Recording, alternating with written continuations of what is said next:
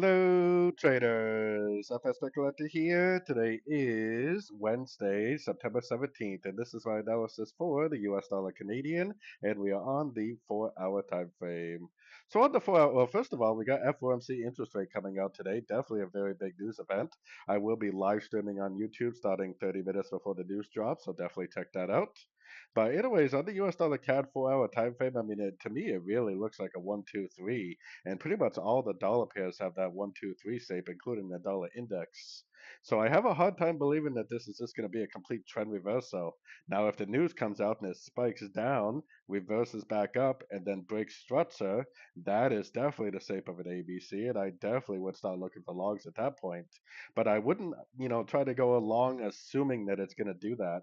It potentially could go down, bounce, make a lower high, and just keep on making those lower lows, lower highs.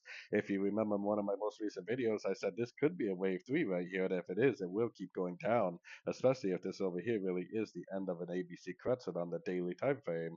So going down to the 1 hour time frame for now, I would definitely start off with my Fibonacci retracement from here to here. I would also expect to see probably at least a 38% pullback, maybe a 23, but probably more likely a 38% pullback. It would be nice to see some sort of a three-way pullback like this, and then maybe another push down. Like I said, if it does double bottom, go up and break structure, definitely would be a buyer from that point forward. But I personally am not really too interested in buys until we get that nice break of structure to the upside at a Fibonacci level. So anyways, don't forget to check out my website linked over here in the corner. And as always, thank you for watching and happy trading.